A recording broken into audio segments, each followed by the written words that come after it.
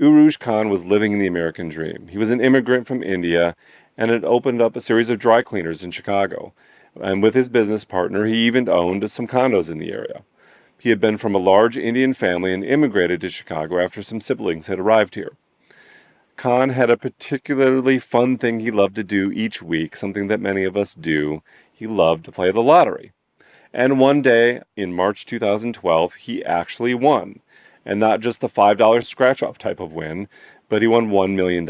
And he was not shy about his excitement, showing up on television, at the convenience store where he bought the original ticket at. He had bought 2 tickets that day, actually, and the amount he would receive after taxes would be $425,000. And the check was cut and on his way to him. Now, Illinois is one of the states that does not allow lottery winners to remain anonymous in public, so the public would know that he had won the $1 million prize. And even though he did some press, lottery spokesman Mike Lang said, "We do several news conferences a month for various amounts." Now, what's interesting is Urooj had taken the pilgrimage to Mecca in 2010 and had sworn off gambling. But then he changed his mind in 2012 and struck gold with his $1 million score. But it would be short-lived, as just 2 months later, Urooj Khan will be dead of natural causes the day after he had received his lottery winnings. Some luck. Yeah, he was in cardiac arrest when the emergency crews arrived and CPR was administered. I actually have the Chicago Fire Department report here. It says, 46-year-old male in cardiac arrest when we arrived. He was laying on his back, and, there was no hint of anything gone wrong here. Didn't Alanis Morissette sing about that very thing? Yeah. In the song Ironic, right? Mm-hmm. How ironic. You win the lottery and die the next day. That's right.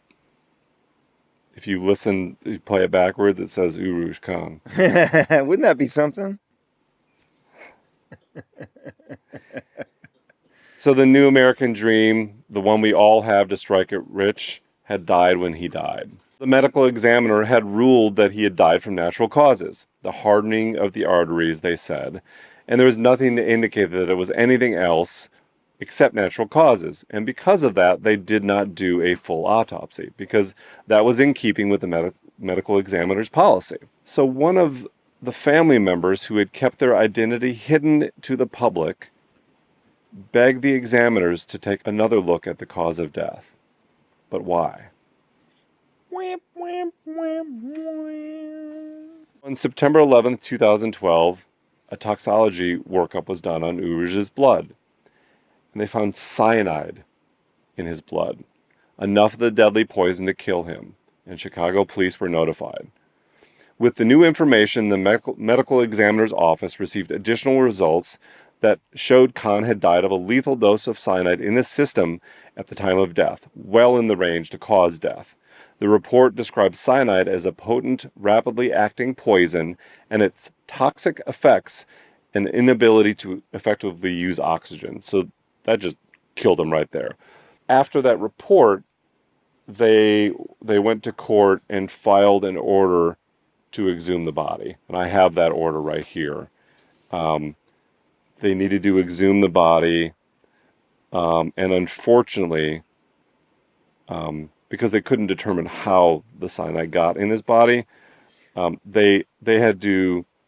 So under Muslim tradition, the body is not embalmed, right. So it was in a deep state of decomposition. Yeah, and so they didn't really have a whole lot to go on. Yeah, but I guess my question would be like, how would cyanide get in your system ever unless you ingested it intentionally? Like, is cyanide in anything? It's deadly, right? So unless someone poisoned you with it, correct, or you took it yourself to commit suicide, how else would you ever get it in your system?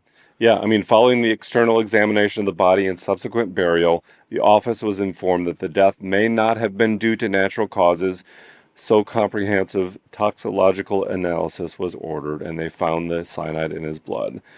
And like I said, there was nothing that they deemed, that was going to throw a red flag initially.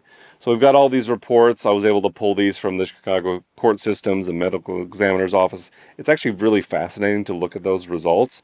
They also tested for all kinds of other chemicals like arsenic, and it was definitely cyanide that was the big red thing. And that doesn't stay in your system, which is the other problem with this. So even though you ingested it, it goes away quickly. So as they exhume the body, the remnants start to disappear. And that feels very specific. It feels very planned, if you will. Sure. Yeah. In the final autopsy report, since cyanide affects oxygen utilization in the tissues, it follows logically that a natural disease process that already limits blood flow to the heart could render an individual particularly susceptible to death due to this toxin, meaning he already had hardening of the arteries. You add cyanide on top of it with the oxygen level, and you're dead. You gone. Yeah. So the final autopsy report was issued in February 2013.